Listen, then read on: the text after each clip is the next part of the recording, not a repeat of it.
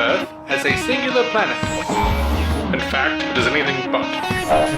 For this is a story not of a universe, but a multiverse, where universes and planets, such as Earth, were replicated and mirrored across a vibrating, infinite plane.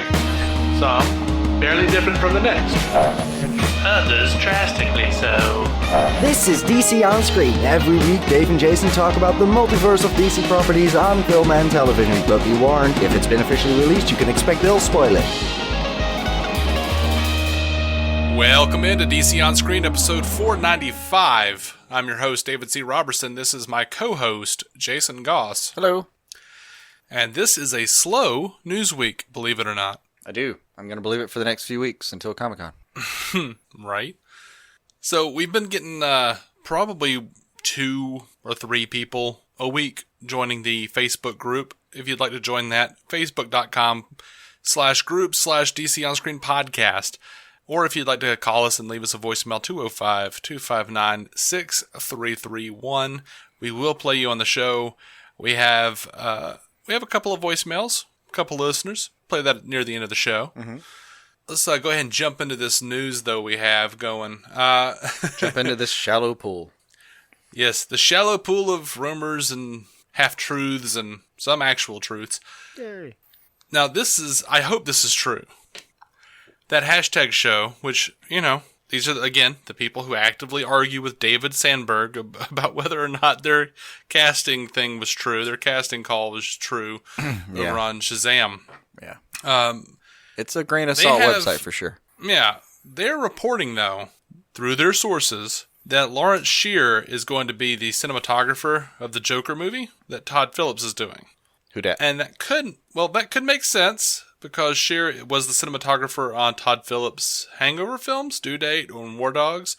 It could also be that this is just a really good guess to stir up news on a slow news week. Mm-hmm. But I sincerely hope this is true, because Lawrence Shear he was also the DP on Garden State, Paul, I Love You Man, Dan in Real Life, The Chum Scrubber.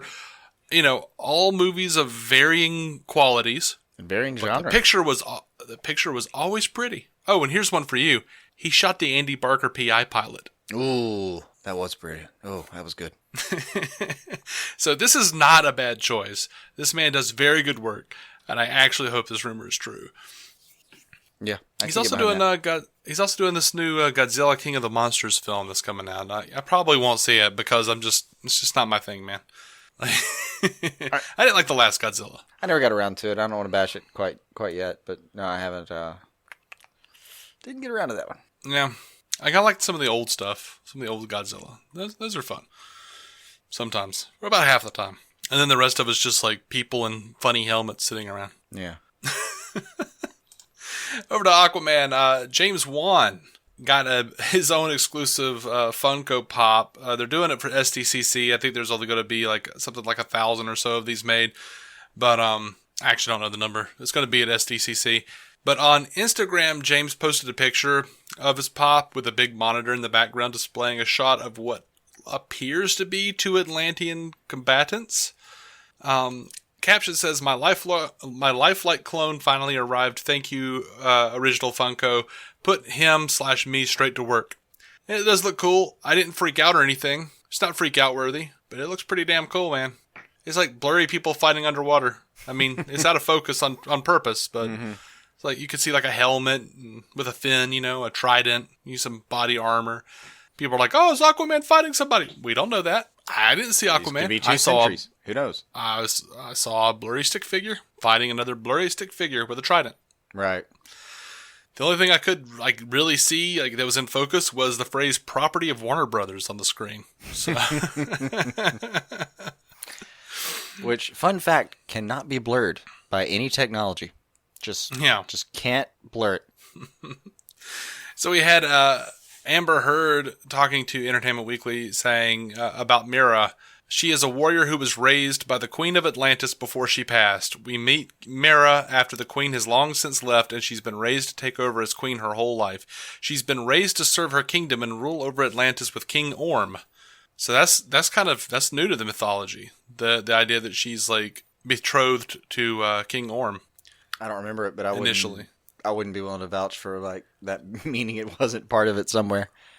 She goes on, she's very disciplined and almost militaristic. She's fully dedicated to saving her nation, and that serves as an impetus to go to the surface world and elicit help from Arthur, who's the polar opposite of Mera. He lives in the moment, he's confused about his identity, he lacks the purpose and focus that Mera has, which makes them an unlikely duo.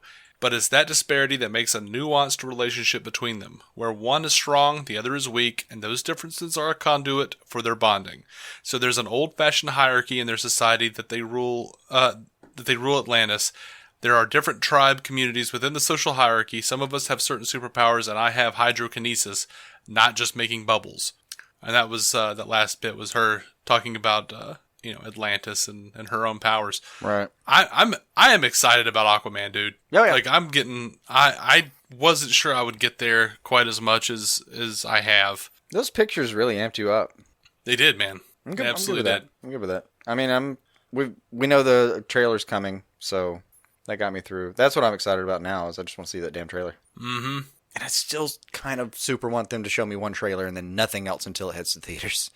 Like, I hear you. I kind of want to get rid of this 3-trailer system. Speaking Here you go, your first and final trailer. See you in 6 months. Sounds great.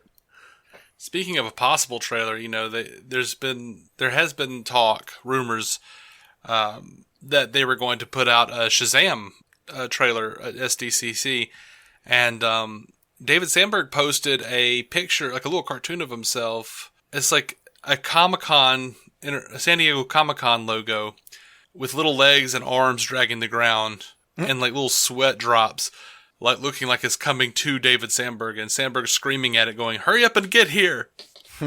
So I hope that means that we're going to get a trailer, honestly. I kind of don't. I kind of do. And I had this crazy dream a couple of nights ago, where it may have been like the most detailed thing that I've ever actually remembered from a dream. I dreamed that we actually saw a SHAZAM trailer that was meant for San Diego Comic-Con, and I have it in my head. I wrote down a bunch of stuff, and I'll talk about it near the end of the show in response to something that one of our listeners asked us. Mm-hmm. I'll actually walk us through my little dream trailer here. Okay. My favorite dream. It was uncharacteristically hot in the house. And I'm gonna be real curious though, like if you get any damn thing right. Oh yeah. But like I said, I'll talk about that at the end of the show. Over on for Wonder Woman 1984 news, Patty Jenkins actually has revealed now Kristen Wiig as Barbara Minerva, aka Cheetah. Is a picture of her standing in a museum. There's a lot of animal exhibits around. She's looking up at something, mayhap a cheetah exhibit, and she's wearing super 80s clothes, man.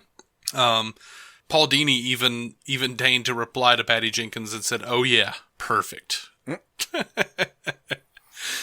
That's going to be good, the degrading part of this movie for me is, oh God, that outfit. Oh Lord. Oh, based on everything I've seen, you're going to hate the way everybody looks in this film, man. There's just certain colors they used in the 80s that we should have just taken all the templates for those colors and all the textiles they were put on and just shot them into space. Just right into the sun. Nah, man. Nah. I mean, I'm not saying it's good stuff, but I don't know. I get a certain nostalgic feel when I see all that kind of stuff, man. Mm-hmm. I enjoy it.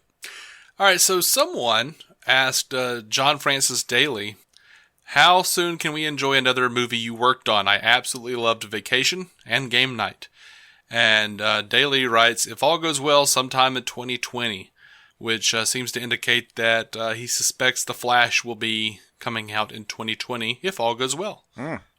So that's pretty fun. It's a bit of a reach, but it could be nice. I wouldn't. I mean, that's one of the movies that's very much shit or get off the pot for me. Mm-hmm. I need some cameras to roll. I'm hoping. All right, over to the DCTV. Normally, I would reiterate our voicemail and say, hey, everyone, if you're not going to join us for the rest, blah, blah, blah. But it's only been like 10 minutes. So we're just going to move on. Because it's super light out there. Super light. According to Deadline, Jeremy Irons has been cast in a lead role as an aging and imperious lord of a British manor in HBO's Watchmen. Dude, I am so on board Watchmen. I am so excited about this shit, man. Jeremy Irons? Really? Okay. And I'll be damned if they're not getting me excited for Lucifer too, man. TV Line reported that Lucifer season 4's episodes will drop at the same time on Netflix. And they're probably going to wrap no sooner than early December. So, optimistically, they say we're going to be seeing it early 2019. And the showrunner, Joe Henderson, says that season 4 will introduce a character from Lucifer's past who will, quote, bring a whole new dimension to everything. And no, he wasn't referring to Azrael. You're hoping he actually means dimension. Mm-hmm. Maybe. Yeah. Maybe. Let's get in some deep cut game. Not even deep cut. Some real gaming stuff. Yeah, I did read earlier that they said in an interview that a lot of the real devilly type of stuff, there's certain things about Lucifer that they wanted to put in the show, and like Fox wouldn't let them. So I have high hopes for Netflix, and I'm not talking about his nude butt, because that was also a thing they said, like, oh, we're gonna get to show his ass now, Netflix. Yeah, but which guy looks like he has a nice ass. I don't know, doesn't do anything for me personally, but good on you, people who like that. But if we can get a little darker and a little, crazier, absolutely. A little less procedurally. Absolutely. Like, what is it going to be? 10, 11 episodes, something like that? 11, 13? It's going to be 10. 10? Over the course of 10, I think they said it was going to be roughly the same amount of time per episode that we're used to. So, about 45-minute episodes. Like, if they occasionally solve, like, 2 murders over the course of all those episodes, I can live with that. But I want way down on the murder scale, on the solving murder scale. I understand it's ostensibly to get them together, you need to have that, but that was before. That was the before times. We're in the after times now. Right. She knows what he does. She knows who he is. Yeah, I'm hoping this just opens it all up for us. I really am. That'd be another show that I'm weird though. Like, imagine if you're like 15 years from now and you go watch this show. Like, imagine they do all the stuff we're hoping they do, and you watch. Like, you're on, I guess it'll be Netflix maybe for 15 years from now or something, and you check out Lucifer, and it's like 3 seasons of procedural 22 episodes, give or take, kind of stuff. Well, I guess the first season was shortened, but still, like, let's say it was 50 episodes of procedural stuff almost, and then you get to like a 10-episode 4th season that just blows the whole fucking thing wide open. Like, how weird would that be on a binge? Sounds like Star Trek Enterprise to me. Okay, because I can't think of a precedent. I mean, I really kind of like the first 2 seasons of Star Trek Enterprise were very procedural, very like Next Generation / Voyager-esque procedural type of stuff. Yeah. With some like vague overarching serialization. Yeah. And then season 3, they kind of jumped into the whole 9/11 thing and really started like playing with like. There's a terrorist attack on Earth that like destroys like a huge chunk of it with a laser, and they're planning something else. So everyone's pissed off, and Archer is sent off into this area of space called the Expanse, and it gets pretty rough. And it's like very serialized with this group of aliens called the Xindi, and got way better. And then season 4 just blew it out of the water. They did like a bunch of mini arcs that were like 2 and 3 episodes a piece, and with an overarching. Oh, it was such a tragedy that show got canceled. It was just getting so good. But yeah, I've seen stuff like that. For Netflix, though, the major question I have is really like, I would love to talk to one of the people who was in the buying process, who had made that decision, and just ask them, like, did you buy that show to be that show because you ran the numbers and you decided that you could keep it going and it would make you enough money to justify doing it? Because that's enough to make a business decision. I mean, it's going to make money. We're going to make 20% on this or something. Let's do it. We buy that show. We let that show be, and we do it. Or did you? The showrunner said that apparently Netflix mostly just heard the fans and were really impressed with how, because like Lucifer is their first pickup in a long time. It's their first save in a long time. So apparently they just heard how passionate the fans were, but also a bunch of the people in charge over at Netflix were just actually fans of the show.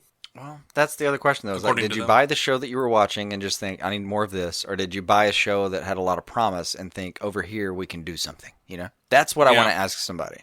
Because Yeah. if I ask someone that question, they're like, I mean, well, I don't know what was wrong with the show. My heart would sink. You're like, oh, fuck. I hope It's going to be hard.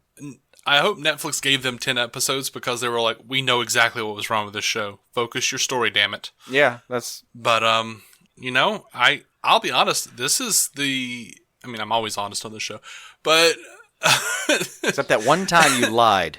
except and that we'll one never time. tell you when that was. Right. This is the most excited I've been for Lucifer, period. Yeah, I believe This is the most it. interested There I've have been been in the moments show. where like it was a good episode, Yeah, absolutely. but you still weren't like excited about the next episode. It was like it surprised you every now and then, and be like, "Oh, damn, huh, yeah. all right." But like, If some it was part like of an you knew they were just exceptionally- going to go back to formula, and it was okay.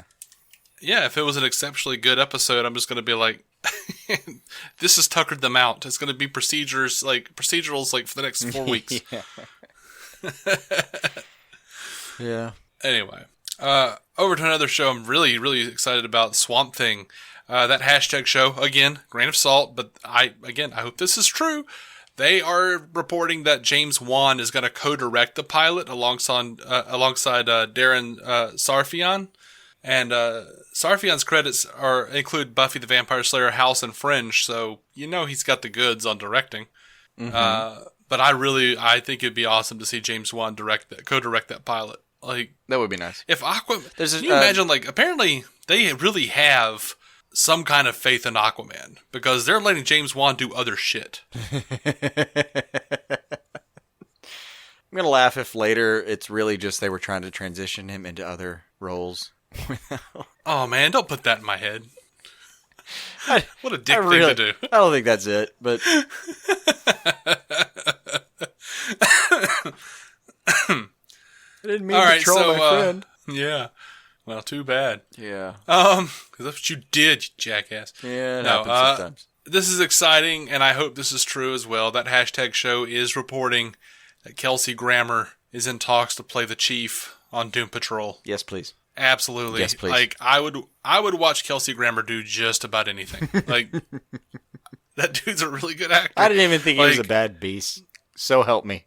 Oh, no, he wasn't. He wasn't. I mean, God, Like- I can imagine people just yelling at me when I say that, but I really didn't No, think it he was wasn't. a bad beast. Sorry. No one, I'm very no sorry. one disagreed with that. I don't think almost any. Like, they brought him back in Days of Future Past just for a second. We're like, oh, blah, blah, blah, blah, Logan. And I'm like, yeah. Like, I was happy to see him. You know, I was one of those, like, he showed up in an episode of Star Trek The Next Generation as, like, as a captain of a ship that had been lost, you know? And they, like, salvage the ship, you know, they find it or whatever. I think it was in the episode The Pegasus. It's been a while though.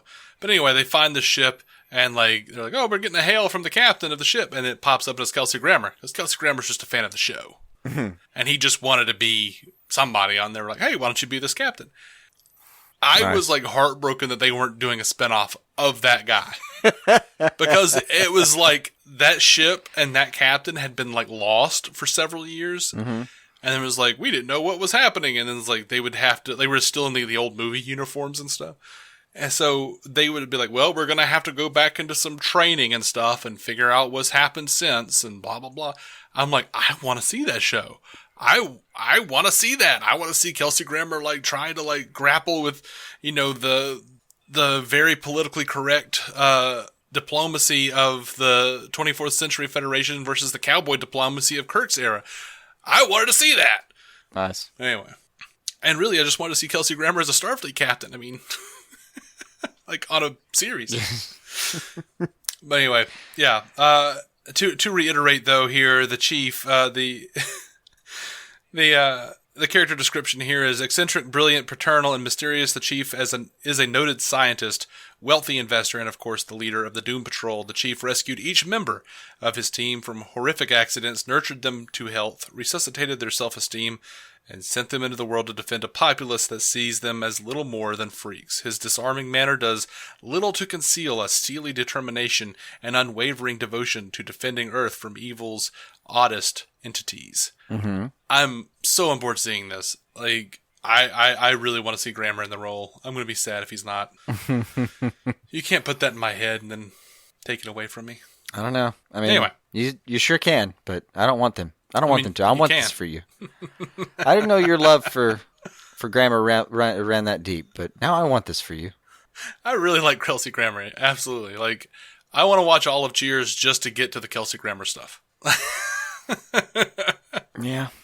Cheers is not a bad show either. Like, I don't know why I even acted like it was, but I didn't mean to quite so much. Anyway, Pennyworth, according to Omega Underground, Epic's Pennyworth television show, might be entering production sometime by the end of the year.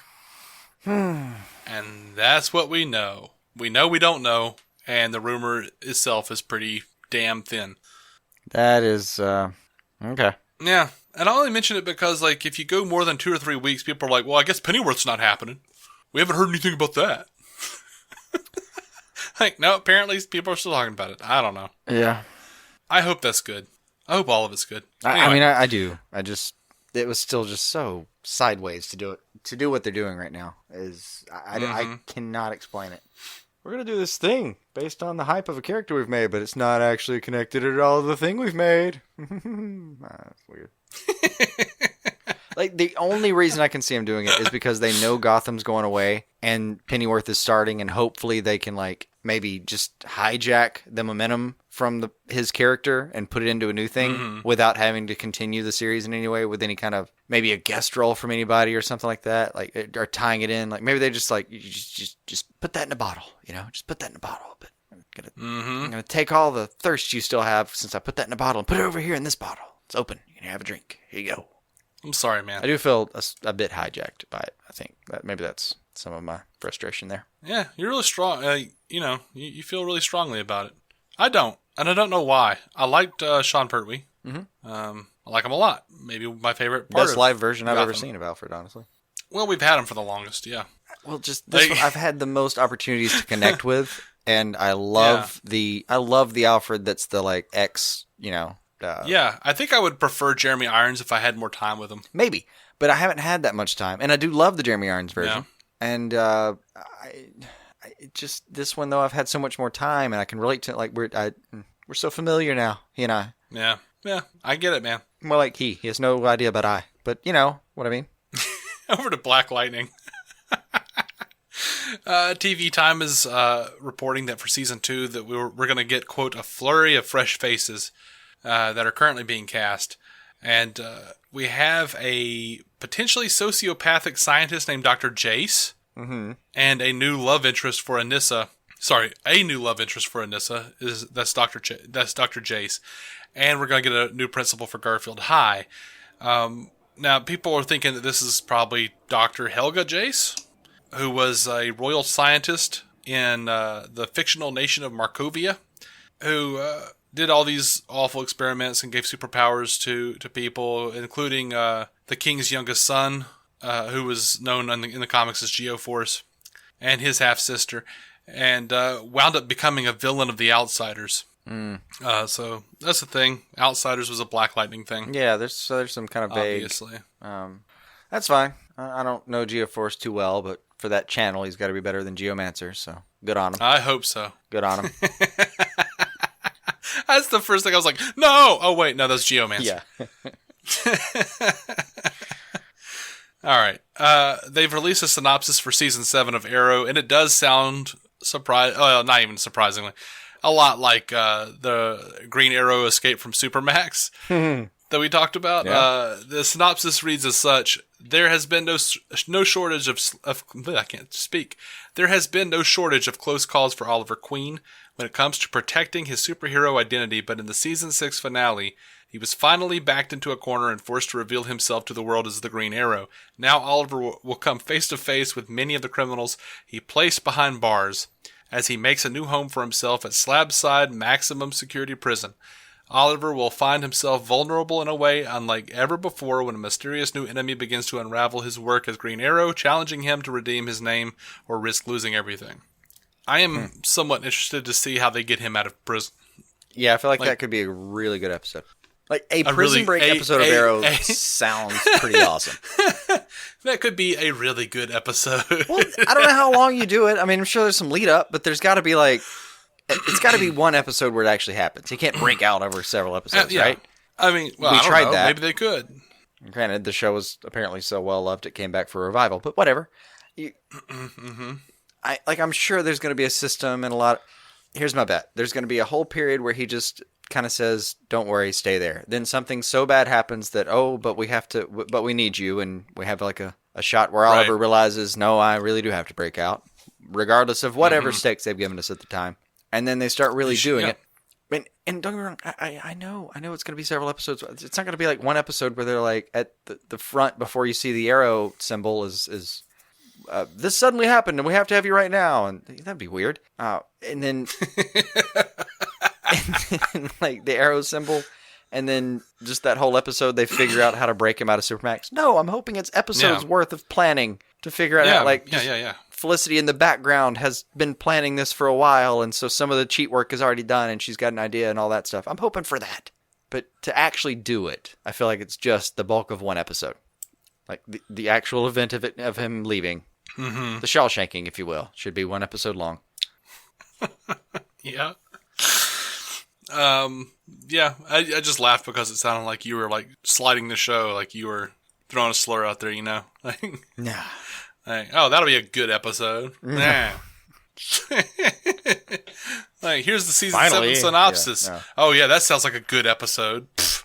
I've been at this for what feels like 18 years. It'd be fine. Fine if we finally had something I enjoyed for half a damn hour. Yeah. No. In case you're in desperate need to go back and catch up on Supergirl Season 3, it is all now in its entirety on Netflix. Moving on to Legends of Tomorrow. It's the 8-day rule. Once it's finished, wait 8 days. Yep. Such a weird Maisie Richardson. 8 days. It never made sense of that. Whatever, man. It's good for me. Maisie Richardson Sellers has confirmed she's coming back to Legends of Tomorrow. She says, to clear up the confusion, I will be returning to Season 4. I'm fine with that. That's fine. I'm okay with it. I do kind of wish they'd let her lie, because they did wrap up her arc. Really well. But whatever. Here's something I'm excited about, though. Courtney Ford has been upped to series regular on Legends of Tomorrow Season 4. This was Nora Dark. Interesting. And I liked her. I thought she did a really good job. I liked her arc with Ray. I'm glad we'll get to play with that more. It seemed like they had a really good chemistry.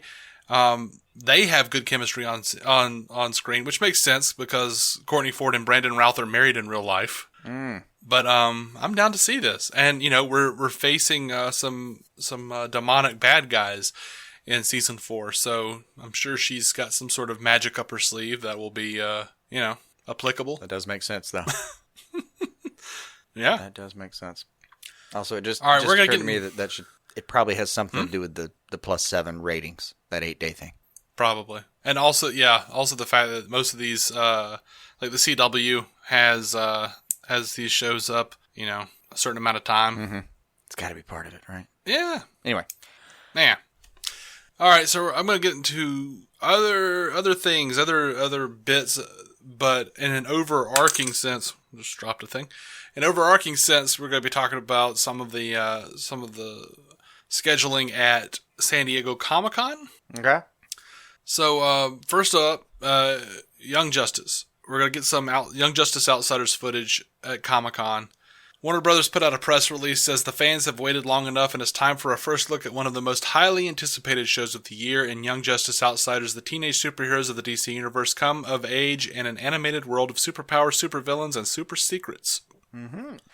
This time, the team faces its greatest challenge yet, as it takes on meta-human trafficking and the terrifying threat it creates for a society caught in the crossfire of a genetic arms race spanning the globe and the galaxy. Dude, that sounds awesome. Yeah, it does. That sounds really cool. I did miss that show. It was really good. So the Young Justice Outsiders panel is going to be on Friday, July 20th at 10 a.m. in room 6DE. And in addition to the first look, they're going to be getting, they're going to have a panel with producers Greg Wiseman and Brandon Vietti, art director Phil Barassa, and voice director Jamie Thomason, and members of the voice cast Troy Baker and Stephanie Lemelin. Now we're also getting, on Wednesday, July 18th, they're going to have a premiere of Freedom Fighters The Ray. This is going to be the second season of The Ray, hopefully the last, based on the first. And they're also going to do Superhero Girls at 12:30 in room SDE. A show that apparently I will be into at some point. Yeah, absolutely. They're also going to have a video presentation, and they're going to have a panel and a video presentation from that. Black Lightning video and panel at 11 a.m. in Ballroom 20. They're also going to have a panel with Cress Williams and China Ann McClain and Nefessa Williams, Christina Adams, Marvin Jones III, Damon Gupton, and James Remar, as well as producer Salim Akil. Sci-Fi's Krypton is going to be at noon in the Indigo Ballroom, where the cast and crew preview the show's upcoming second season. The Arrowverse panels begin on Saturday afternoon at 3 p.m. in Ballroom 20, starting with Supergirl. Melissa Benoist. I guess they're going to be there. The whole the respective cast. I don't know why I had her name on there for no reason. Anyway, so Arrow's going to be at 4:15. Legends at 5 p.m. The Flash at 5:45 p.m. And all the presentations will have the respective casts. So anyway, there's all that. And we've got some feedback from Nathan, Wobbly Boots. And, well, I guess here it is. Hey, Dave. Hey, Jason. It's Nathan, Wobbly Boots 85. I just wanted to know, what are you guys most wanting to come out of San Diego Comic-Con? Like announcement-wise or just anything that way. Like, what are you most wanting or even looking forward to come out of Comic-Con this year? And my second part is, am I a huge dick because I kind of want, when Bruce and Selena stand at the altar, Joker to come in and put a bullet between Selena's eyes just to watch Jordan Valdez go in complete meltdown mode? I know it's kind of like a dick thing, but his entire life is Batcat, and I just kind of want his whole Batcat world to come shattering down around him. I feel like a dick saying that, but I just will laugh so hard if that's the case, if they just... You think it's going to work out, they're going to be together forever, and no, Joker just put the bullet between her eyes. I don't know, guys. Love the show. Keep some DC on your screen. Talk to you later, fellas. Oh, man. Yeah. All right. I just, I don't know, man. I don't know. I mean, yes, of course that sounds like a dick move. Of course.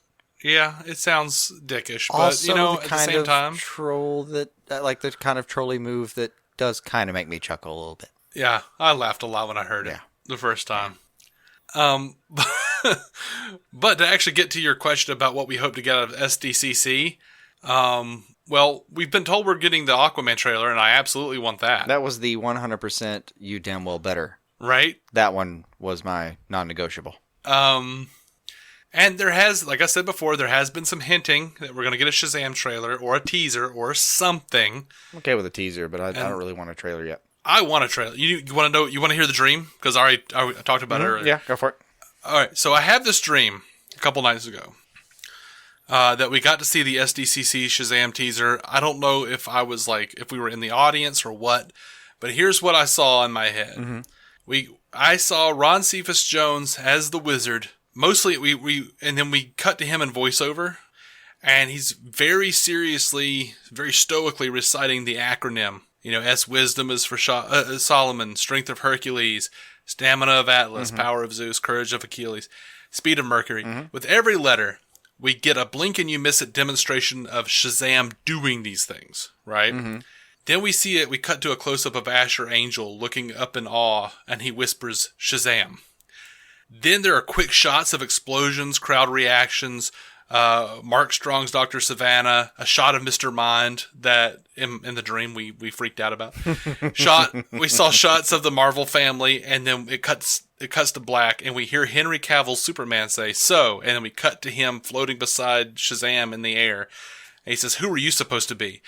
And we get like this quick musical cue making us think we're going to like cut to the Shazam title card, and then it just cuts off, and instead Shazam goes like an excitable preteen would, says, "Your biggest fan!" And that was the end. So I don't mind what you got going on there. I really want to see that trailer. I want all of that. I thought you were going to say like excitedly he says like, "I'm Shazam." Oh no.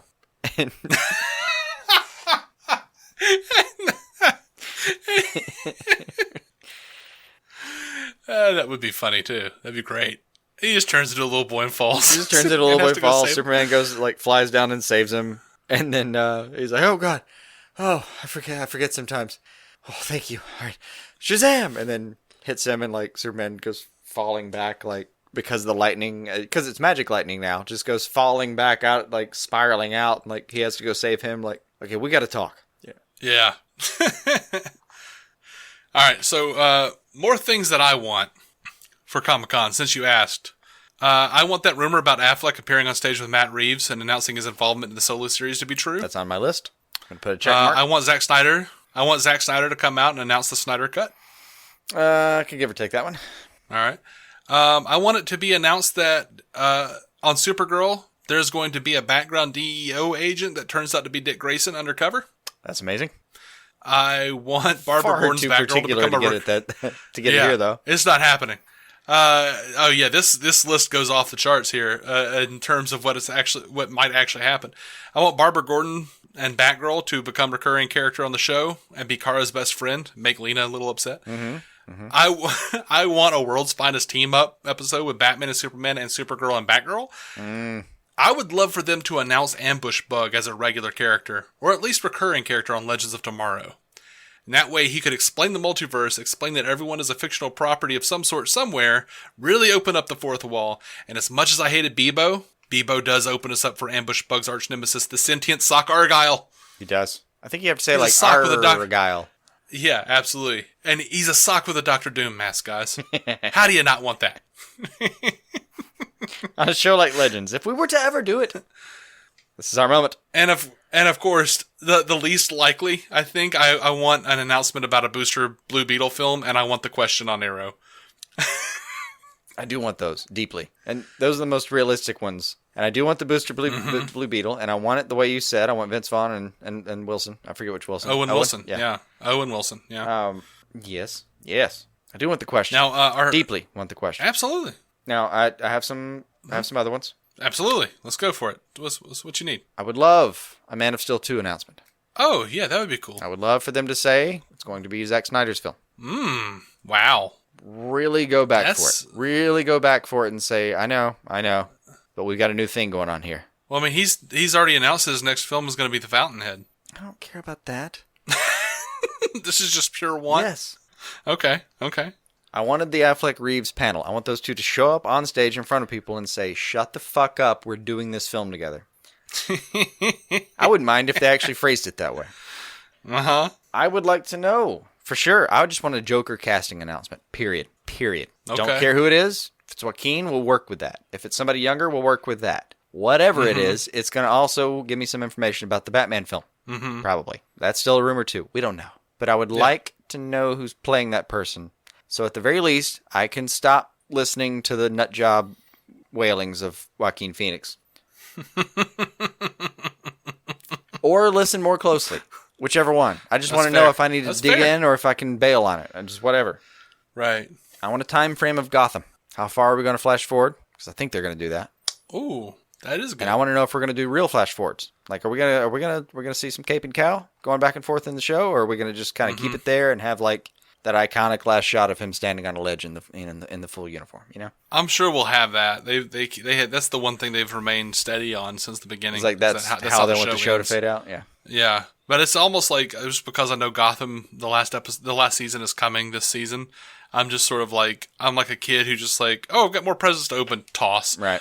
Like, I'm already thinking about other things, like, oh yeah, Gotham. Yeah, we're going to watch that. Yeah, yeah. Speaking to that, I want a Titans trailer. And this one, like Shazam, I don't want a trailer necessarily, unless they're really ready for it. Like, unless they're so sure that they think they've got the right trailer. Because this thing isn't happening until May. Mm-hmm. This is a year. We've got to live with those 2 minutes of footage and just eat them alive, because you know that's what everyone's going to do. Yeah. I mean, we've really gotten to a point where, like, a couple months before the movie comes out, you see the trailer, and then there's the movie. Mm-hmm. That's almost really what I want now. But Titans, for me, is different. I know it's next year, but we really, truly have no idea what we're looking for here. I don't know what kind of tone they're really shooting it with. There have been some reports here and there. I don't know what we're in for. And it's also going to be airing on a platform that hasn't announced a damn thing about itself, as far as, it hasn't really shown its cards at all.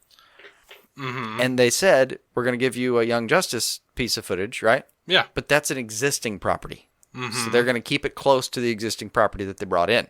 Titans, I would like to see their first piece of original footage, please. Mm-hmm. Show me what you got, buddy. Show me what you got. All right. Similarly, because there's so much speak of it, I would like to know what properties the DC universe, the streaming universe, if you're not used to the name yet, I'm just getting used to it too, has already negotiated to have under its viewing service. Mm-hmm. When I go drop that whatever $99 they're going to charge me every month, I would like to know what I have access to. It would be awesome if they would just, all the actual like animated movies and stuff. Oh, that'd be fantastic. If you already pay for that service, they would just put those up. That'd be fantastic. Like, there's so many things in the back catalog that even other shows don't have access to right now. Like, I think Amazon Prime has access to, or has the rights for BTS right now. I'm not sure. But it changes. You don't, like, Netflix doesn't get something in perpetuity. They get it for a couple of years, and that's how long they have it. And that's all there is. Right. So I'm sure that I hope at least, that the stuff that isn't currently under contract, they've been snapping up. Like, no, we're gonna make this thing worth it. We're gonna have everything you want to go back and back catalog. Like, we're gonna be a binge station for everything that is DC. That's what I want them to be doing. Yeah. And I would love for them to, like, give me a list of, like, here's what you're already gonna be able to stream, and the list will grow. I would love to go back and revisit that old '80s Superboy show. Oh, I mean, I know I don't, but I totally want to go see. I would totally want to. Why not? Nobody's got the Flash '90s. Yeah. Do it. Throw it on there. Mm-hmm. Incidentally, we have a review for that. You just go ahead and check that out too. I do kind of want them to give me a heads up about what we're only a couple months away from it launching, man. Mm-hmm. I think it would be appropriate. I think that one might be one that maybe possibly happens. At least a teaser. Okay. But what I want most of all is them to announce that there are new showrunners for Lucifer. I don't think that's happening. I don't think it is either. But I want 2 new people, literally, Joe and his brother John, don't care who, walk out and say, we're running the show now. And I'd be like, cool, you've got a better shot than they, we were definitely failing before, and we might not now, so go. Mm-hmm. What's your resume? I've been working as a side cook for 32 years and watched a lot of Nick at Night reruns in my spare time. What about you, John? I really have just read the Harry Potter novels 14 times and honestly haven't held a job in 14 years. I like the symmetry, but honestly, I don't even know why they gave me this job. They just kind of called a couple people, and I answered the phone, and frankly, we thought it was a coincidence that our name started with a J, but whatever. Yes, give them the job. Give them the job. Uh-huh. Right now, I honestly would like to see what these... I honestly want to see what these people do with a focused 10-episode story. I know. They just have seemed so incompetent with some of the stuff they said regarding the actual... When the show was taken from the first time, I thought, oh my God, they do not understand anything. Well, if we keep teasing you and never actually reward anything, well, they'll just keep us on the air indefinitely. No. Yeah. It's a bad EP. Bad. So our friend Scott Madison, Planet Rise Creative over on Twitter, says to us, if the writers chose to introduce the character of Max Mercury on The Flash, who should play him? And I think this ties into what I would want at SDCC. I want an announcement that John Wesley Shipp is going to play Max Mercury. And I want his wayward romps through time and space to have somehow caused several speedsters or relatives of speedsters, from 90s Flash to Henry Allen to Jay Garrick himself, to have the same face. I want that explained. Plus, I just really like John Wesley Shipp. That would be fun, and I do like him. I'm also going to propose William H. Macy. Ooh, damn. That's a good one. Just because I've seen his hair on Shameless, and if you made him some kind of Speed Jesus character with that hair... Damn! All right. We've got another voicemail from the aforementioned Jordan Valdez, talking some Batcat. Here's that voicemail now. Hey there, Dave and Jason. This is Bat Jordan Valdez once again. First off, I want to say I'm so excited about Gotham shooting. Well, as I'm recording this, it's June 24th, so in less than a month they'll be shooting again. Which, although likely we won't get to actually see the scenes they're shooting until the show comes back in January, it is very reassuring to me, especially to know that perhaps some live-action Batcat scenes could be being filmed, even though I'm not getting to see them yet. But there's something very reassuring to know that Bruce and Selina will be back, shooting scenes. So that is awesome. I love Gotham, and I can't wait for season 5. So yeah, that is very exciting. But responding to Jason's question about, again, whether I'm, apprehensive after issue number 49, I'm still not apprehensive. I'm still, here's the thing. I trust Tom King. I really, really do trust him. I mean, I know myself and a lot of other Batcat shippers got really worried during the Super Friends arc after issue number 39 with the whole thing with Wonder Woman. And then it turned Tom King, he has my trust, and after that, we were all worried, and it turned out to be okay. And so I really think that, listen, here's the thing. First of all, let's talk about issue number 49, because it was phenomenal, first of all. Pretty much a mild spoiler. It's not a spoiler really, but I'll just say the premise of the issue. Obviously, Jason's read it. It's just one long conversation between Catwoman and the Joker, and it is so unsettling. I can definitively say now that both issues are done, that The Best Man is one of the greatest Joker comics ever written. I rank it up there now with The Killing Joke and with Brian Azzarello and Lieber Mango's Joker. That's how good I think this 2-issue arc was. But anyway, I know that there was the ominous ending. That's all I'll say to try and keep it vague. The ominous ending to the issue. But I really think that this is, the Joker tried to, sabotage things, I guess you could say. I really think that that's been taken care of, and that issue number 50 will just be another love letter from Tom King to the Batcat relationship.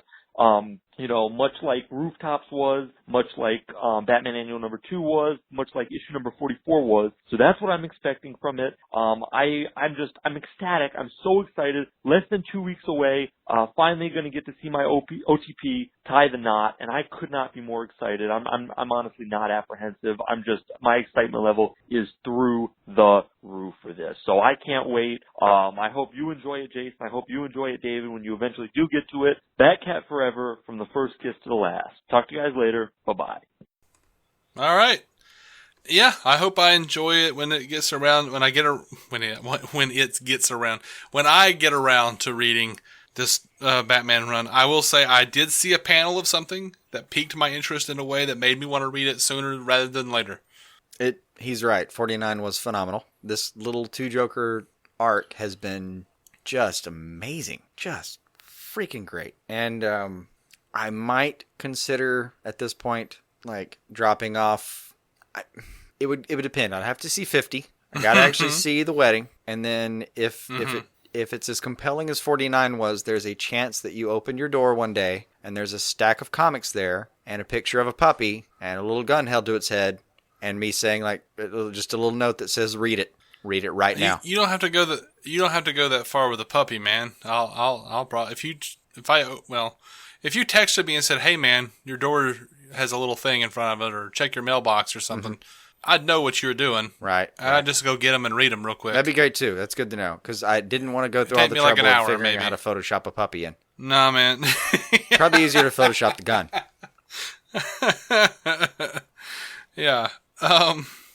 But yeah, like that one panel that I saw was kind of enough to make me go, well, Joker's right. And that was my point, so...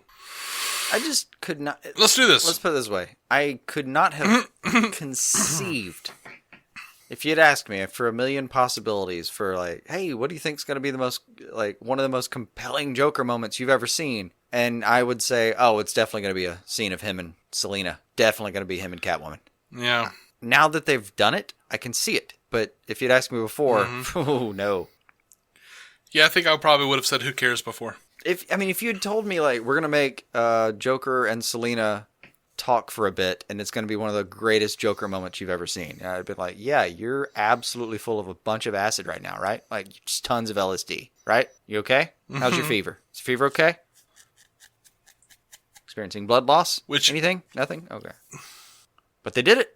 Yeah, you know, I mean, you can have fun with the Joker with anybody, really. Like, one of my favorite, I'm not saying it's one of the best, because there's been a lot of really great stuff out there written with the Joker.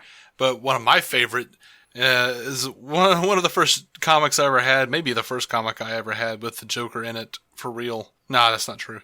But fun scene in a Nightfall comic where he and Scarecrow are working together, and Scarecrow like sprays him with fear gas to try to like manipulate him, and Joker throws his hands over his face, screaming, "No, oh, the horror, the horror!" And then just starts laughing his ass off. Yeah. And like Crane's like, "What?" And he's like, "Doesn't work on me, you idiot." Like he's just like laughing his ass off at Scarecrow for being that damn stupid to think that would work. That was a lot of fun. That's one of my favorites. I think of it often, and you can have a lot of fun with anybody in the Joker. I firmly believe it's a potent enough character that it's there's a lot to be had. But to that end, I think they had. I do think they chose a very potent take on it and had a good conversation with it. Mm-hmm. I do have, I do have a speculative thing though. Okay. And the only way I'm going to put it is this: in regards, well, I'll just say it's in the book, but it's a speculation about the next one, which will I think be out a week from now. I'm not sure. Anyway, it's a speculation about what happens in the next one, and it's only this question: what if the method of creating the Batman Who Laughs is correct in this version too? So Jordan might get what I'm talking about. All right. I'm not up on all that. I'm sorry. I mean, you'd have to not just have like read the Metal storyline, but also read some of the other stuff. But yeah. But anyway. And as I have previously stated, I am woefully behind. There's a moment where that's like, many other things occurred to me, but that was one of the first things that occurred to me, and I thought, ooh, that would be brave. Well, I kind of have the feeling, and I don't know if I'm right, but I kind of have the feeling that whatever they do is pretty much just going to be like boiled down and sussed out in Jeff Johns' Three Jokers storyline. I thought that too. That was something else that occurred to me. I think a lot of people are going to have some fun because he's having some fun in No Justice right now too. Not No Justice, in the Justice League too. So there's a lot going on with the Joker. Probably more than I'm privy to because I have a pull list, but it's not substantial or extensive. Certainly substantial to the amount of money I spend, but not extensive. There's some stuff going on with him right now, and I do think it's exactly what you're talking about. Like there's going to be a way all of this boiling and a sussing. Yeah, there's going to be like a lens you view all that through after Jeff Johns is done, where it all makes sense, and it will be, as you might put it, properly sussed. All right. Well, I think that makes us properly sussed for the week. Yeah, that'll suss us right up. I got nothing else. All right. So we would love for you to come and hang out with us on Facebook, facebook.com/group/DC On Screen podcast. Don't go to group/DC On Screen because that's some kind of weird porn shit now. You're welcome to. Just or don't maybe get do. completely I don't know. sucked down I don't the rabbit know. hole and eventually remember to go to us too. Yeah, it's not us. You just you know. click that sticky mouse over our way eventually. Oh, man. Anyway, DC On Screen podcast. Facebook.com/groups/DC On Screen podcast. Or you can give us a call just like Nathan did, just like Jordan did. 205-259-6331. We'll respond to you just as we responded to them. DCOnscreen.com for every episode. Free. They're all there. Waiting on you. I believe we'll be back next week, right? Most likely. It might be Okay. more dead than this week. We'll have to see. It might be more dead. But I'm pretty sure we'll be back. I mean, And people are still on vacation at this point. Seriously, actors are still on vacation. Absolutely. So, until next time, whenever that time may be, keep some DC on your screen.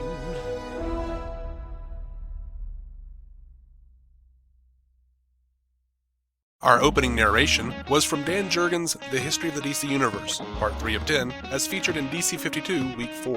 It was performed by me, David C. Robertson. Intro music by Jason Goss and Michael Shackelford. Michael's band, Future Elevators, could be found on Spotify or future-elevators.com. Our introduction was performed by Effie Ophelders of the fantastic podcast Stealing the Remote, which lives on SoundCloud. It can also be found on iTunes and Stitcher. We are proudly in partnership with TV Time, TV show calendar and social media site that lets you keep track of what you're watching, what your friends are watching, and where you all left off. DC On Screen is a maladjusted production. Visit maladjusted.tv for more from me and Jason, including sketch comedy, an improvised web series, vlogs, parodies, and more. Are you maladjusted? We all love the low country lifestyle, which is why we should do our best to protect it. To get insurance that helps you protect your home from whatever the low country throws at you, contact CT Lowndes & Company today. Their local agents can review your coverage to help make sure you're properly protected. CT Lowndes & Company has been helping protect and insuring the low country since 1850. Visit ctlowndes.com to learn more and request a quote. That's CTLOWNDES.com.